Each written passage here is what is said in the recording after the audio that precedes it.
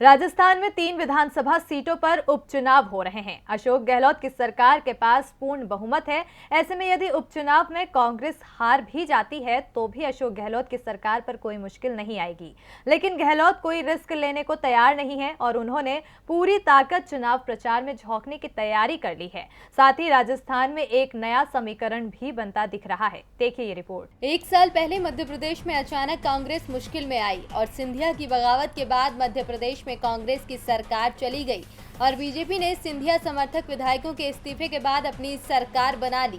कांग्रेस मध्य प्रदेश की घटना से संभली भी नहीं थी कि कुछ ही दिन बाद ये सब राजस्थान में दोहराता हुआ दिखाई दिया।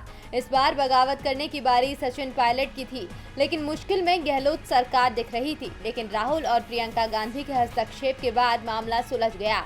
लेकिन गहलोत और पायलट के बीच दूरियां बेहद ज्यादा बढ़ गईं। राहुल गांधी इस दूरी को समाप्त करने की कोशिश लंबे समय से कर रहे थे। अब इसमें सफलता मिलती दिख रही है।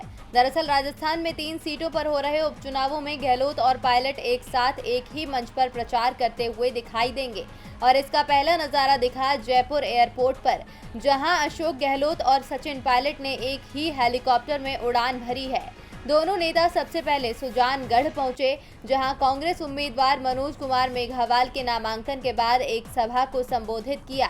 फिर गंगापुर में कांग्रेस प्रत्याशी गायत्री त्रिवेदी के समर्थन में दोनों नेताओं ने प्रचार किया और बाद में राजसमंद में मनसुख बोहरा के समर्थन में जनसभा की। गहलोत और पायलट का कार्यक्रम अचानक ही तय किया गया था। इसके लिए पायलट को असम का दौरा रद्द करना पड़ा।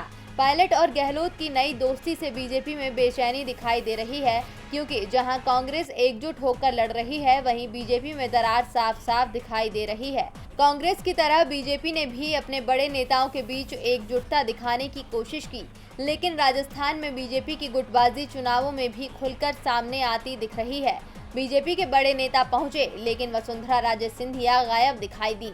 चुनाव के समय बीजेपी में दिखाई दे रही ये दरार पार्टी के लिए मुश्किल पैदा करती दिखाई दे रही है। डीवी लाइव की रिपोर्ट।